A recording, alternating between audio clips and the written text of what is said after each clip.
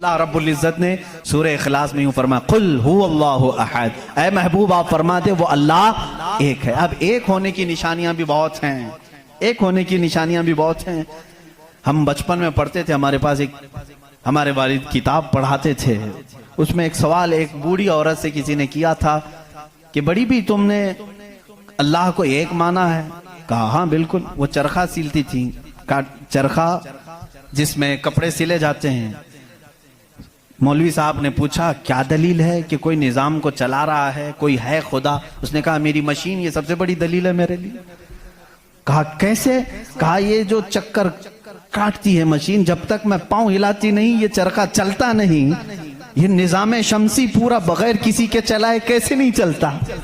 کہا اچھا ٹھیک ہے، بڑی عقل مند عورت ہے، مشین کو ہی اللہ کی نشانی سمجھ لیا تو نے۔ اس عورت سے انہوں نے دوسرا سوال کیا، اچھا چلو ٹھیک ہے کوئی تو ہے چلانے والا، یہ کیوں کہتی ہو کہ وہ ایک ہی ہے؟ کہا چلو ٹھیک ہے اس کی بھی نشانی میری یہ مشین ہے، اس کی نشانی بھی میری یہ مشین ہے۔ کہا کیسے؟ کہا چلو میں ادھر سے چلاتی ہوں تو ادھر سے چلا، بیٹھ جا میرے سامنے، میں ادھر سے چلاتی ہوں تو ادھر سے چلا، پھر دیکھتے ہیں کپڑے کی حالت کیا ہوتی ہے۔ کپڑا جو ہے ہو سکتا ہے لیڈیز کی بجائے جینز کا ہو جائے، جینز کی بجائے لیڈیز کا ہو جائے، کچھ کا کچھ بن جائے۔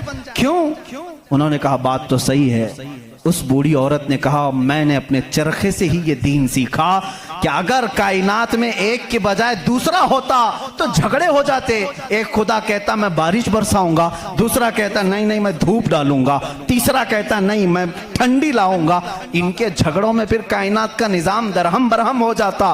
لیکن نظام برابر برابر چل رہا ہے، اس بات کی دلالت ہے کہ چلانے والے دو نہیں ایک ہی ہیں، تو نہیں ہے ایک ہی ہے۔ اگر دو ہوتے، اسی کو اللہ نے قرآن میں فرمایا لو کان فیہما آلہۃ الا اللہ لفسدتا، اگر زمین و آسمان میں دو خدا ہوتے اللہ کے علاوہ، رب فرما رہا ہے ضرور اس میں فساد ہو جاتا، ضرور فساد ہو جاتا۔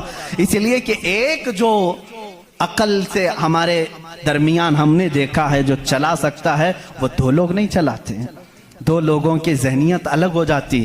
اب اس کو فلسفے میں آئیں گے جس کو فلسفی کہتے ہیں، یہ بھی ایک علم ہے۔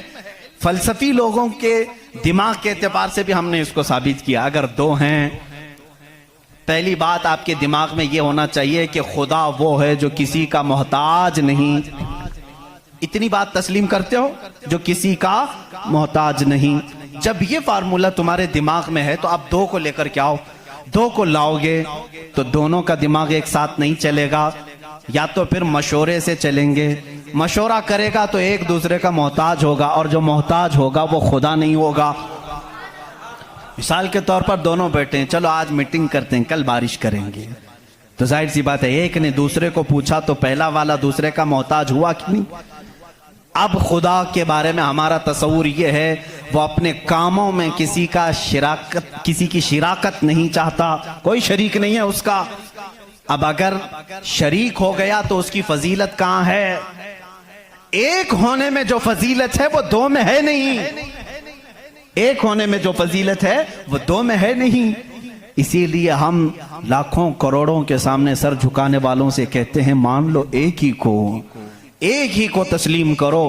اس لیے کہ جتنے ادیان ہیں دنیا میں تقریباً سب کے ہاں ایک تصور ہے خدا کا تصور۔ ایتھیزم کو چھوڑ کر کے میں باقی سب کی بات کروں، ہندوؤں کے نظریات میں بھی خدا کا تصور ہے، کوئی تو ہے، ایک بھگوان کے کچھ بھی نام لیں۔ عیسائیوں کے مذہب میں یہی ہمارے رب ذوالجلال کا تصور ہے، خدا کا وہ بھی یقین کرتے ہیں، یہودی بھی خدا کو مانتے ہیں، سکھوں کے ہاں بھی ہے۔ تقریباً دنیا میں جو بھی ریلیجیس ہے، کسی مذہب کو مانتا ہے، ان سب مذہبوں میں خدا کا تصور ہے۔ لیکن اب یہ جھگڑا ہے کہ ماننے میں کون خدا ہے کون نہیں ہے۔ یہاں تک تو سب متفق ہیں ہے کوئی تو ہے، لیکن یہاں آ کر کے چوک جاتے ہیں کہ کس کو ماننا چاہیے کس کو نہیں۔ اس لیے میرے عزیزو اسلام نے وہ نشانیاں رب ذوالجلال کے واحد ہونے کی اور اس کے طاقتور ہونے کی رکھی ہیں جس کو آج تک دنیا انکار نہیں کر سکی، اور قرآن کے اس معجزے کو آج تک کوئی چیلنج نہیں کر سکا۔